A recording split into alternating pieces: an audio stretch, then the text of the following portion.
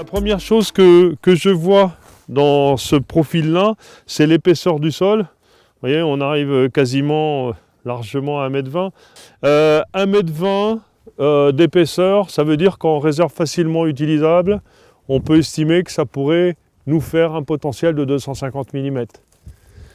Qu'on n'a pas pour l'instant, parce qu'on n'arrive pas à aller au niveau de l'enracinement, à ce niveau-là.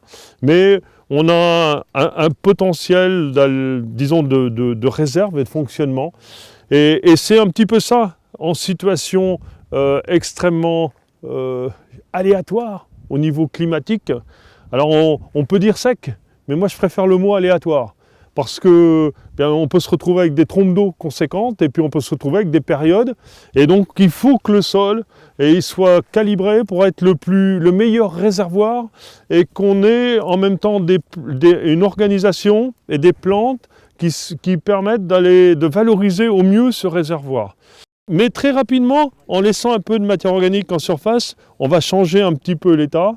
Mais ça va être le premier investissement et le premier changement conséquent. Ça fait que, moi j'appelle souvent ça le coussin de sécurité. Ça fait que le sol va être moins battant, ça va être plus facile à semer, ça va mieux se refaire et on a de la fertilité qui s'est rapprochée de la zone de semis. Alors la première chose qui a été faite ici, c'est de remonter le niveau organique de la parcelle, en laissant un petit peu de matière organique en surface, un petit peu, en laissant tous les ans. Eh bien, on a rendu la surface beaucoup plus organique.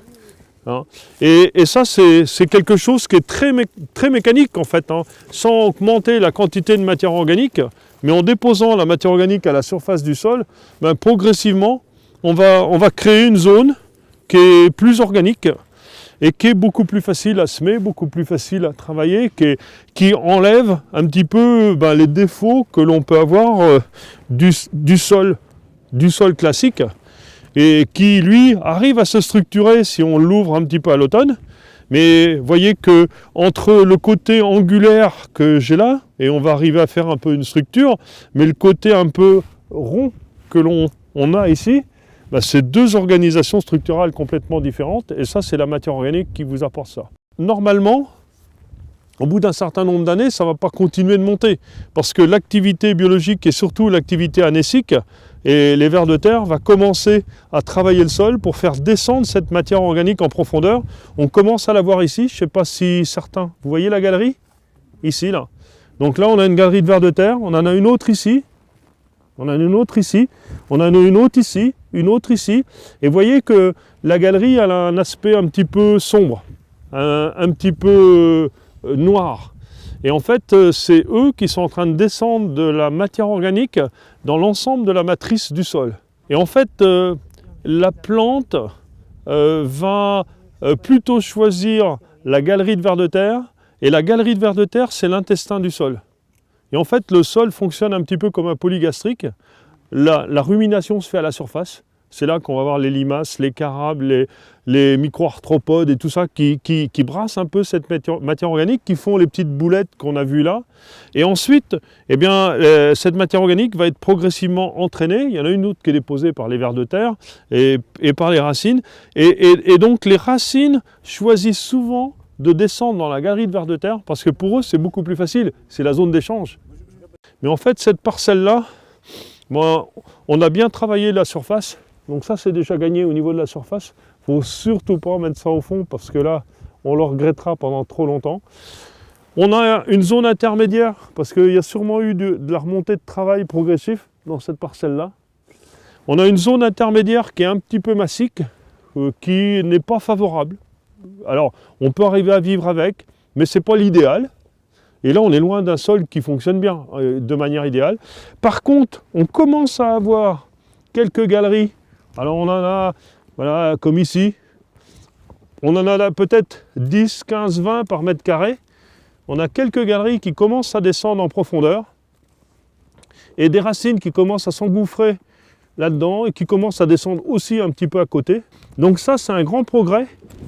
Parce qu'en fait, ces galeries-là, je peux affirmer qu'elles n'étaient pas existantes, voilà 10 ans dans la parcelle.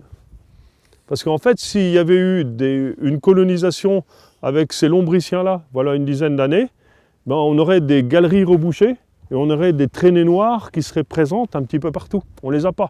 Donc là, on est en train de coloniser le fond et d'utiliser le sol beaucoup plus dans son espace, bien qu'il ne soit pas encore dans un état de fonctionnement exceptionnel.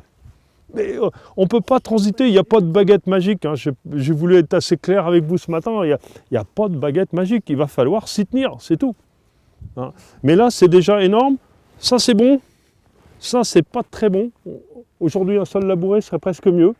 Mais comme le dessous est bon, ou commence à être meilleur, bah ça commence à être plus fonctionnel. On a passé le gué dans mon jargon, c'est-à-dire qu'on est déjà sur la pente ascendante de l'autre côté, et en fait on va pouvoir continuer à monter progressivement, parce que lorsqu'on aura multiplié par 2 ces galeries, on gérera beaucoup mieux l'eau, on gérera mieux la fertilité, les plantes sont moins sensibles à la sécheresse, on réussira peut-être mieux les couverts et les choses vont commencer à s'engrainer positivement, mais le pas de temps pour du sol, c'est pas l'année, c'est pas 5 ans, on parle de génération d'agriculteurs.